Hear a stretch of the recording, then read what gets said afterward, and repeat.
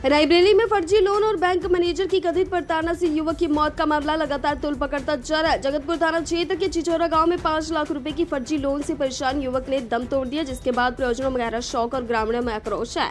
मामले ने अब राजनीतिक रंग ले लिया। अपना दल कैमरावादी की विधायक पल्लवी पटेल पीड़ित परिवार से मिलने उनके घर पहुंची। उन्होंने मृतक की पत्नी और बेटी को सांत्वना देते हुए हर संभव मदद का भरोसा दिलाया।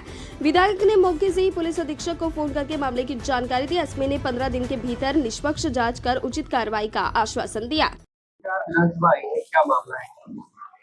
देखिए, आज इस गांव में हम बैठे हुए हैं चिचौरा। इस गांव में हमारे जो साथी रहे सुरेश पटेल जी, उनका कुछ दिन पहले देहांत हुआ है 16 मार्च को।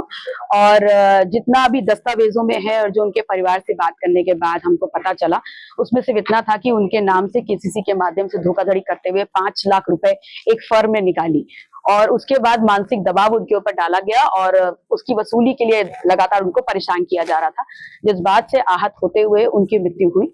और ऐसे में परिवार ने जहां नामजद एक एफआईआर करवाई है और उसमें सबसे मुख्य बात यह है कि स्वयं पुलिस ने तहरीर को देखते हुए बीएनएस धारा 108 लगाई है, जिसमें गिरफ्तारी जिसका भी नाम है, जो नामजद व्यक्ति है, उसकी गिरफ्तारी सुनिश्चित एक लिमिटेड टाइम में होनी चाहिए।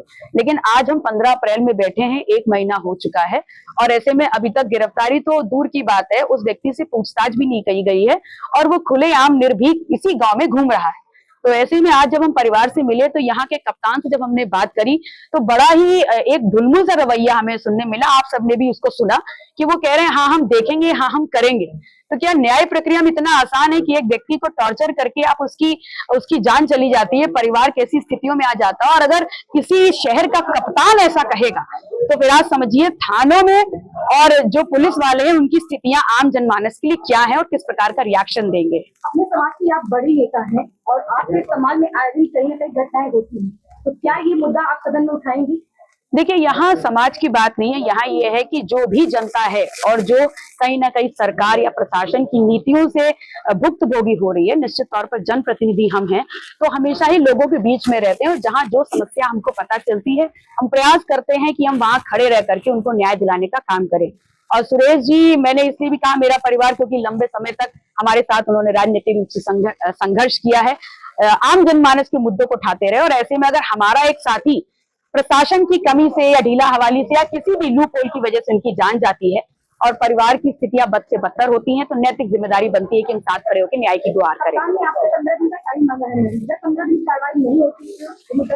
देखिए, अगर 15 दिन में कार्रवाई नहीं होती है तो हम सुनिश्चित करेंगे कि स्वयं एक बार एसपी साहब को हमसे मिलना तो जरूर पड़ेगा। और उसके बाद हमारा नाम और हमारा परिचय यही है कि सड़क से लेकर सदन तक संघर्ष।